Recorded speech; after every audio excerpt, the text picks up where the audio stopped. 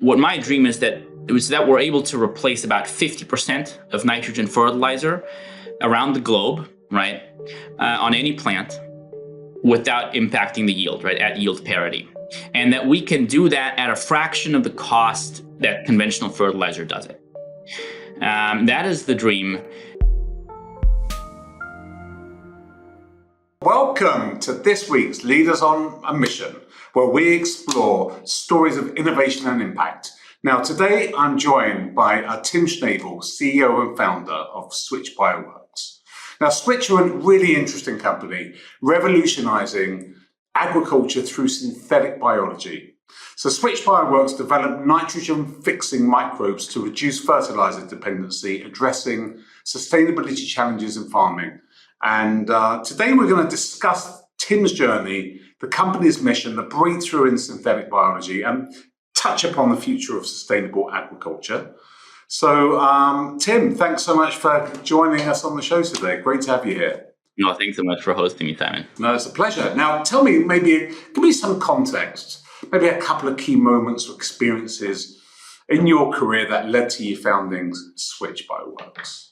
Great question. So I've always had a kind of a drive to work on problems that improve as many lives as possible. So I've always been thinking about that as I went through graduate school and what could I work on during my PhD that would really be impactful. At the same time, I really love plants. It's kind of, here, let me show you a plant. This is currently blooming on my desk here. So I tried to combine my love for plants with the impact and purpose-driven work. And that is how I landed on nitrogen fertilizer, funnily enough. If you think about what makes plants greener, it's nitrogen, and it's also the thing that we need to feed half the world. 4 billion people today are alive because we have nitrogen fertilizer. Yet we haven't really found a way to make it sustainably, and so there was the impact. And that's kind of where I got started on this. This was my PhD project at Stanford, and I started that out in the Satley lab and worked on it there for many years before it kind of came to a close with my dissertation. And then I asked myself the question, well, if I want to improve the lives of as many people as possible, I could continue this as a postdoc, right, and just keep building, which I did. But ultimately, if I wanted to leverage more resources, hire the best people, and move really quickly on this, I needed a company. And that's where I then thought, okay, well, I could try that. I had taken a couple of entrepreneurship courses at Stanford, the Technology Ventures program there, and thought I might be able to pull it off. And so during my postdoc, I made a PowerPoint pitch deck, V1, which was terrible, by the way, but that's fine. It was V1, and I showed it to a venture capitalist and asked for advice. And I got a lot of advice. And I put some of those things in there and showed it to another one. And then I kept iterating on that. And then, after several calls, somebody gave me a term sheet. And that's where I really thought, okay, here we go. So incorporated the company, signed the term sheet, and started building. And so that was about 3 years ago. We can get into the ups and downs of that. Yeah, no, we will do. But it's great old entrepreneurship. That's awesome. But I thought maybe let's touch upon, the issue with nitrogen. The issue with fertilizer. You mentioned it's like 100 years old, as it were. Maybe just outline what some of the real kind of fundamental kind of challenges are with it, and then we could go on to some of the issues that you're trying to solve, as it were. Got it. So I think the way we fertilize today, when I say fertilizer, I'm really talking about nitrogen. Nitrogen is the biggest component of fertilizer. And the reason we need it is it's one of the fundamental, atoms of life, right? Every atom of nitrogen in your body had to come from somewhere, and you get it from your food. But where does your food get it from, right? And so plants get it from the soil. It turns out over many years of intensive agriculture, we've really depleted our soils of nitrogen. And so there's not enough left to grow the food that we need to grow to support the civilization that we have today. And so that's where fertilizer comes in. And that's what fertilizer is. So nitrogen is the biggest component, and we mostly apply it as ammonia. And ammonia gets made by reacting hydrogen gas with nitrogen gas at a ridiculous temperatures and pressures, something called the Haber-Bosch process. And then it's applied in bulk, onto the field at planting. Essentially, we're carpet bombing the fields with ammonia. And then the plants can't use all of it immediately. It's like you had to eat lunch for like the entire season in one go. You can't, right? So you'll store some of it, and then ultimately half of it goes bad, which is what happens with fertilizer. Only half of it gets used by the plants. So there are several challenges. On top of that, it releases over a gigaton of CO2 equivalent emissions every year. That's the same as all the cars in the U.S. And it's really expensive for farmers. It's one of the most expensive line items farming. And so we have to find a more sustainable way of making it, and we have to find a more cost-effective way of making it. And that's kind of where Switch comes in. Awesome. So tell us a little bit about the kind of mission and the vision of Switch and how you aim to transform agriculture through symbiosis. So plants don't have the necessary genes to make ammonia for themselves, right? And humans don't either. And there is, however, a class of living things that do, and these are called diazotrophs. These are microorganisms, bacteria. They live on plant roots symbiotically, and they are able to make ammonia. And so the plants have this root microbiome, which I think of as it's the same as the gut microbiome for humans, right? Your gut microbiome is really important for your health. The root microbiome is really important for plant health. And some of those microbes have the ability to make ammonia. So I started thinking, well, why don't we leverage that, right? And so it turns out that's not a new idea. Now, this is one of the National Academy of Engineering grand challenges. People have worked on it for 50 years. What's really hard is getting those microbes that naturally thrive on plant roots, getting them to share the ammonia that they're making with the plant. They have no reason to do that, right? It's a precious resource. So, but with engineering, as a bioengineer by training and a scientist, I think about everything in terms of like, well, how can I engineer this? With engineering, we could actually get those microbes to share the ammonia with plants. Now, there's a trade-off that comes with that, which is, microbes don't want to be doing that. So as soon as you engineer them to release ammonia for plants, they actually suffer from that, and they have a fitness cost that comes with it, and that makes it really hard for that microbe to thrive in the soil. And so we really need a nuanced approach of how can we balance both the health of the microbe and the health of the plant. And that's kind of where Switch comes in. And that's actually why we're called Switch Bioworks. It's that switching between the microbe's ability to colonize plant roots and then make ammonia for the plant and fertilize it.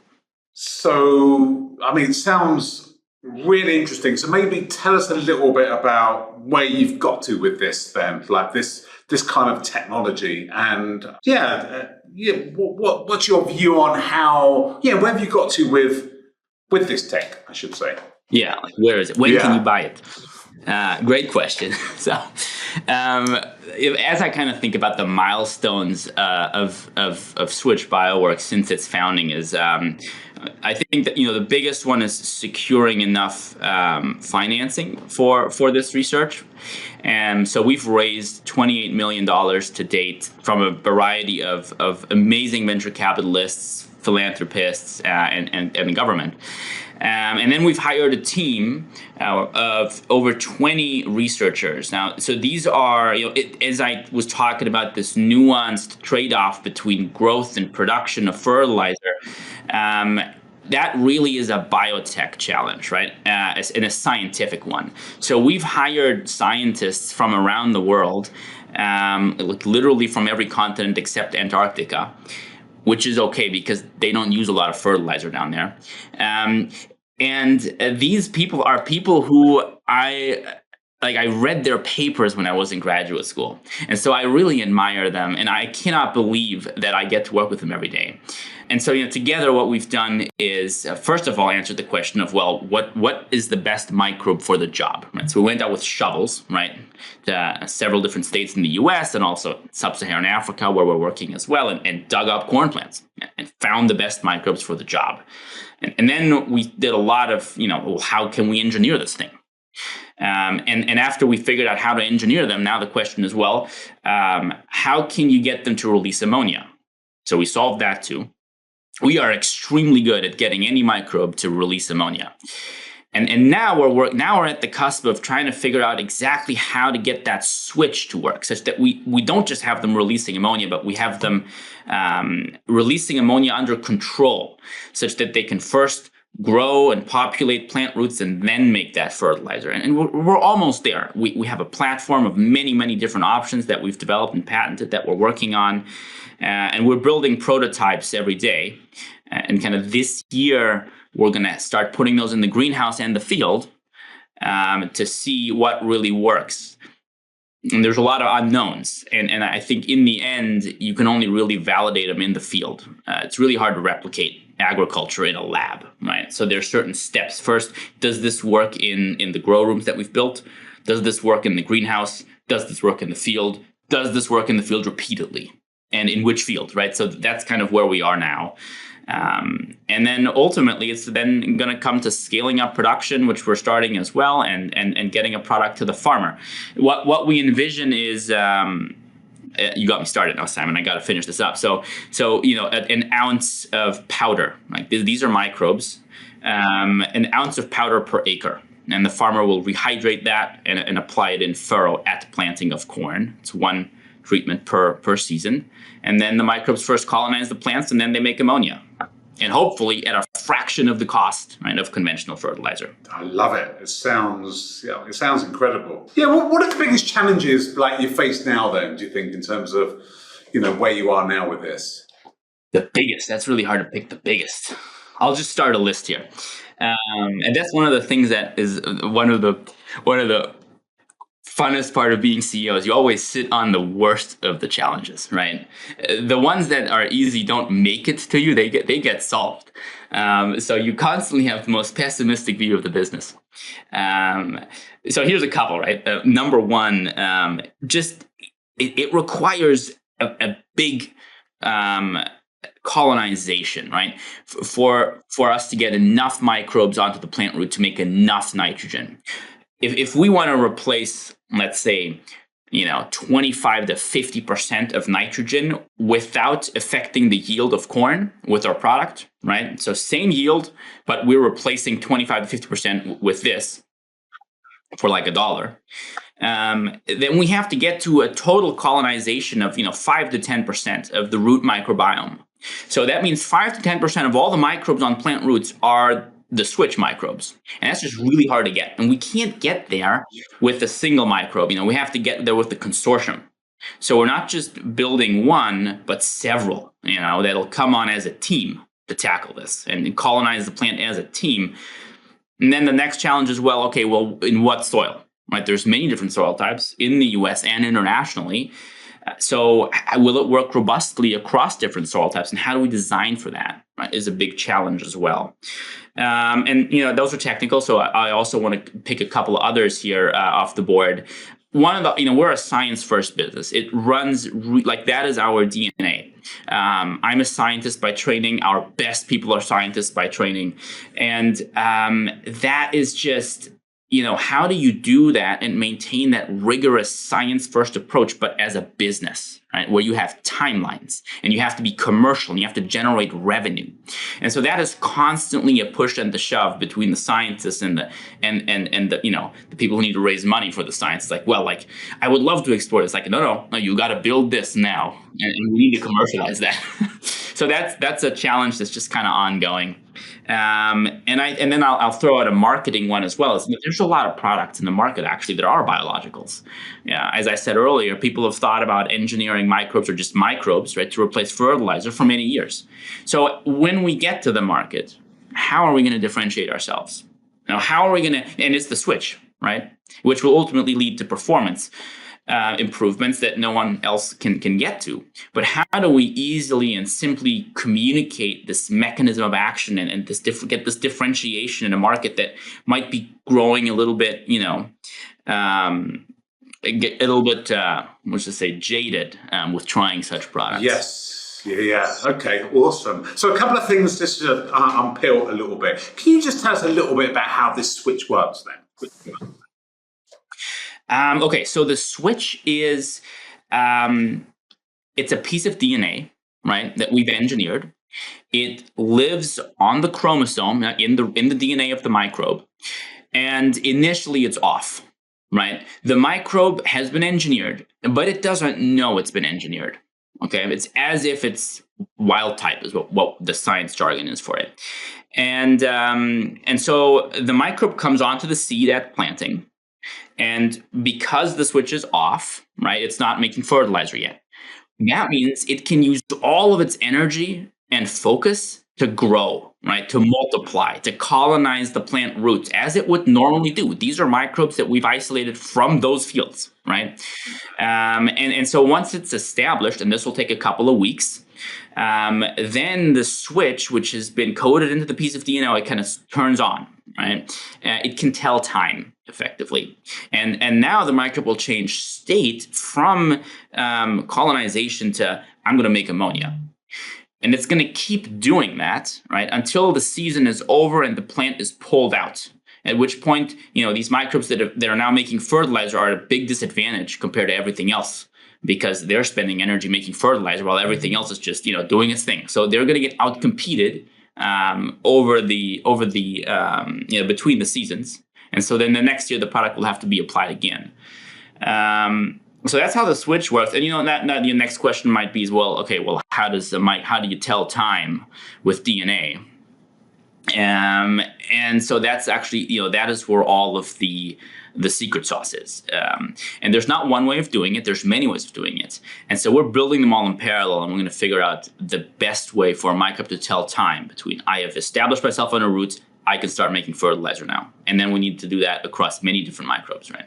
Amazing. And just from a technical viewpoint, when it does start creating the ammonia, therefore, and it's not therefore reproducing and colonizing more microbes, does that put it at a disadvantage? Yeah, it does. It does. Okay. It does put it at a disadvantage. Now, once the microbe has been established on the root, right, we think that disadvantage is not that big of a problem. The microbe will be in a biofilm, be nice and comfortable. It'll be sitting there, made a home for itself. But once the plant's pulled out, right, or harvested, now it becomes a disadvantage. And that's actually a feature, from a regulatory perspective, right? We don't want to have a microbe that sticks around forever.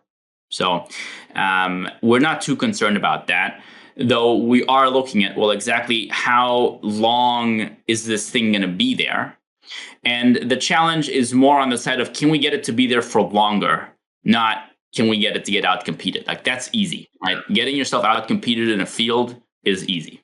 Yeah, awesome. So tell me, what's the dream then? Like, when you think about the future and you think about really what's feasible and possible with this? And I appreciate there's lots of testing cycles to be done here. Yeah. So the dream is to stay a science-first company that uses biotech to improve society and the planet health. Now, nitrogen fertilizer is where we're starting, right? And I can talk about where we could go next. But in terms of the nitrogen fertilizer, what my dream is that we're able to replace about 50% of nitrogen fertilizer around the globe, right, on any plant without impacting the yield, right, at yield parity. And that we can do that at a fraction of the cost that conventional fertilizer does it. That is the dream, and that'll save farmers money, right? And so, as we're talking about the US, which is our primary market, right, that is one thing. But if you talk about sub-Saharan Africa, right, people apply 7 times less fertilizer. And so what a product might be able to do there is go much beyond 50% fertilizer replacement at yield parity. People will be able to grow more food, right? and not be dependent on importing fertilizer and actually have independence over their food supply. And that's a big thing. So it leads to all sorts of downstream things, including political stability. So I think, the world that I envision is one where people have enough to eat. Our mission literally is to feed the world sustainably, where people have enough to eat and are growing that food in a way that is in harmony with nature. So all my plants that I love, that are not corn, can keep thriving. Got it. So it's mainly corn to start with, or I know it's a huge marketplace anyway, right? A huge crop. Is that the start of it, or? Yeah. Corn is the start of it. That's just because it's the most, the plant that uses the most amount of nitrogen fertilizer around the world. And by the way, here's a fun fact. There are about 3 trillion trees on this planet. There are 15 trillion corn plants on this planet. Wow. All right. Just to get you a sense of scale here. So we're starting with corn. Corn feeds the world, right? But the idea of switching and so on doesn't stop there, right? So what plants next? Rice, wheat. And so we are testing on other crops. But, then we might be thinking, well, will we need a different microbial host for that? And so that's more work, right? And so we can't boil the ocean at once and do all those things. So we're starting with corn. And as we get more resources and more experience and more commercial traction, we're going to start doing other things. Yeah, no, got it. I mean, look, it sounds like you're having a lot of fun as well as solving some of these kind of challenges there at Switch. Yeah, no. I mean, it's hyper stressful to be an entrepreneur and to run a company. I work on this all the time. This is my life. And I feel like, well, it's not all of my life, right? My wife's listening to this. She's my life. But I think it is. It's just I can't switch off from this. It's always there. And if it weren't fun, that'd be a miserable existence. And the reason it's fun is because of the impact, right? The impact and the purpose. If I had a job without purpose, I don't know, designing the next emoji keyboard, I couldn't do it, even if they pay me a ton of money. And so that keeps me going. And that's what keeps people at Switch going. Like, everyone is here. This is kind of where we start talking about culture a little bit. Everyone who's here is here driven by purpose, right? And our first value literally is give a damn, right? We don't work hard because we have to. We work hard because we care. Yeah. And I think I think that's a lot of fun. Would you rather spend your life solving some small problem or working on something truly impactful? That challenge gets me out of bed in the morning. Like, if somebody tells me it's impossible, I'm like, really? Like, say more and let me see if it really is. Like, that is just, I don't know why that is. Like, that's just something that I enjoy. Yeah, and do you find that therefore the people, how many people are in the company at the moment? I think 22 right now. And do you generally find that is the fundamental reason why people join the company? Yes. Yeah. That's right. Awesome. Yeah, there's something about the togetherness of solving a problem. I don't know. It's something that's changed in the culture of companies which are mission driven, isn't it? Really, and it's about solving something together and something bigger than just the individual, isn't it? Right? And I don't know. There's something very engaging about that, as it were. And so tell us a little bit more about what's it like to work at Switch. I feel like I already talked about the purpose and the give a damn part of it. Our second value is move fast, and the third one's take care of the team.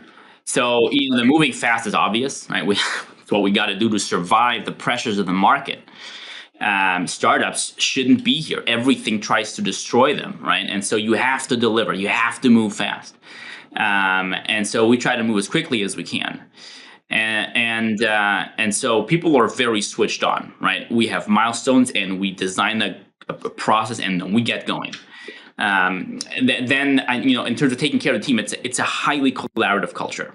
Like, we're not competing against each other here, right? We are all together competing against the external forces that we're under and for the sustainable future of the planet. It is, everyone is willing to help, right? We ask questions, we lend each other a helping hand. When you head home, you ask if anybody else needs some help, right? So that is just very ingrained in us. We have a couple other values: cultivate diversity, switch on and off, persevere. I want to highlight the diversity one. We have hired people from every continent, as I mentioned earlier, and that is just a lot of fun, right? Because we have so many different cultures here, and so many different accents and so many different backgrounds and areas of expertise. It is really never boring. We have lunch together every day. It's one of the perks that I decided we're going to have at Switch is free lunch every day. So long as we can pay for that, and so every lunch break we sit together around the table and talk about the world, or our hobby, or whatever else happened over the weekend, and so that I think is really fun. And as a result of the diverse team, we are much better at solving problems, right? Because if there's a problem, we immediately have 5 different ways of thinking of going about it. And then the thing that the last value on there, which is perseverance, is something we're working on now. Is like the company gets started and everyone's like, let's go, let's do this. But then it gets hard because the thing we're working on is hard, and so there will be points of failure, there will be points of disappointment, and then it's about how do we get stronger through those challenges, right? How do we build that resilience and come out better together when something doesn't work? Because that's like a successful company is going to have to figure out how to navigate that. Yeah, so I think it's a big of a snapshot of what it's working on, what it's like working at Switch. I don't think anyone's here for the paycheck. People are here because they care, and highly collaborative team, very diverse team. We're doers, not talkers. Awesome. And tell me, like with yourself, like it's your baby. I know this is super important to you. How do you kind of relax and switch off when you're not in the office? What kind of things do you get up to? I think there's 2 things that really force me to switch off. One is beekeeping. I have let's see, currently 6. It's somewhere between 6 and 9, depending on the season. It's currently 6 beehives. And there's something about opening up a box and looking at 100,000 heavily armed insects that's very meditative. There's no way you're going to be thinking about work doing that. And so that is definitely, and there's the smell of the bees and the buzzing. It's just very calming. So I love, they're super cute too. So beekeeping is one of them. And then there's the San Carlos Airport right across the street here. So I started taking flying lessons. And that is also something that will force you to switch off, because if there's one thing that, flying a plane, there's a lot of things happening. First of all, you got to fly the plane. Then you also got to talk to air traffic control. And then you got your instructor sitting next to you telling you what to do that you have to listen to as well, while navigating, making sure you don't fly into, San Francisco airspace. So there is definitely a moment of switching off there. And, this might sound cliche, but it does help me keep the bird's eye perspective. Sometimes when I'm just really like pent up and frustrated about something, when I come back from flying and I land, I walk back to my car. I think, you know what? These things don't really matter that much, but this one does. And here's what we need to do. So there is some clarity in after having switched off, right? That's really important. Great. Just a few other kind of questions, just thinking about that journey as well as a first-time CEO, or someone that was in the academic world or postdoc world, and you really wanted to bring this out into the marketplace. What for you have been the biggest, adaptation that you've had to make? Thinking about people that are going to follow this path that you're treading here, as a CEO, founder of a company. I'm learning. I'm still learning. I was trained as a scientist, and now I'm not doing the science. The amount of learning is insane that needed to happen here, and I love it because I immediately needed it. It's like, okay, well, you have your company incorporated, and now you got to hire a team. So how do you hire a team? So let's go with the books. And so I've read probably 30 books since starting the company just to figure out what I don't know. It's like a crash course MBA as you need it. And surrounding myself with coaches and advisors to help, to make sure that I'm not the one slowing things down. And that has been incredibly rewarding because of just the huge diversity of things that you need to deal with. I think most people, as I'm thinking about your question of others following in this path, I think most people think that the technology is the most important thing. And it is, right? It is. But there are so many other things of equal importance or more important, which is the people. I think is the biggest one. If you have a great idea, but not a great team, your great idea does not matter. Right? But if you have a great team, anything is possible.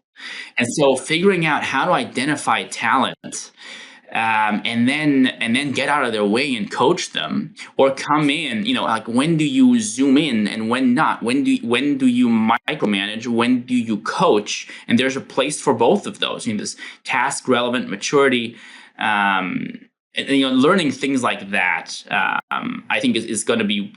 That took up most of my learning time in the first couple of years, and now it's getting to the point of learning how to balance multiple stakeholders. Right? There's the scientists on the team, there's investors, there's the board, there's advisors, and at some point you need to make a decision on something, and you already know that at best, right, it's going to piss off 25% of the people, of the stakeholders, because you can't make everyone happy all the time. And so those trade-offs are really hard for me to navigate, and I'm learning how to do that better now. And, I'm a perfectionist, and that can sometimes get in the way of myself because I try to get it perfect and keep everyone happy. But if that is how you're measuring success, boy, you're going to be disappointed, right? So I think, those are definitely some learnings. And then, I think the other thing is, I'll throw in another one here, is just the importance of culture. And just being explicit about that. This is who we are. And then because if you don't do that, right, if you don't do that early enough, it's not like you don't have a culture. You're just leaving it up to chance. And it's really hard to then create cohesion from that afterwards. And so being more purposeful about that and writing down your values early on is definitely a piece of advice that I would give to founders today. Yeah. Anything about, like, when you've written these values down, and then the company's growing and you've got layers coming in, how do you find the time to integrate those values that you've written down into the team as it's growing? Yeah, that's one of those things that's not urgent but important. And there's a lot of items in the not urgent but important bucket that I think as a founder and CEO, you have to prioritize those. Because if you don't, and you only ever focus on urgent things, it's not sustainable in the long term, right? So we integrate the values into recruiting, and we're actually currently thinking about how to do that better. But it's part of the interview. I think when we interview someone, anyone can be anyone for an interview. Okay, and it's really hard for the person running the interview to tell who this person they're sitting across from is. I think the best person to tell if they're a fit is the person themselves. Okay, because they know themselves better than I will get to know them in the interview process. And so then that means that the best thing that I can do is just be very honest in front and tell them exactly who we are. Like, this is who we are. And if you see yourself in that, you're going to have an amazing time. But if not, we're going to find out, right, sooner or later. And so I'd rather find out now. And so I will just try to just be very transparent there and tell them who we are, and then have them decide. So that's one way of bringing in the values. We talk about them at all hands.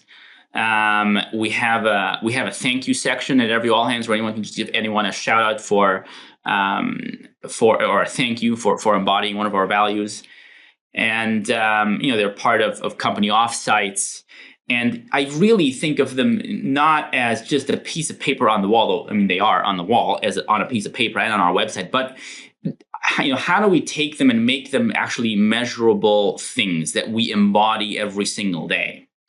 And then they could be part of performance reviews more explicitly, for example. And we have that already, right? We have a sentence that says, if you are not 100% embodying all of our values, you're not going to get promoted.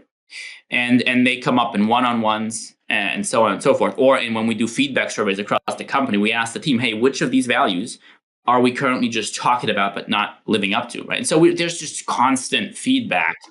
And we're in the process right now, actually looking at our values and figuring out, well, how do we separate these out into actually values and operating principles? And how, are we still who we say we are? Who do we need to become to be successful? And just kind of doing a little bit of a revision of those to make sure that we're set up for success here. So it's everywhere.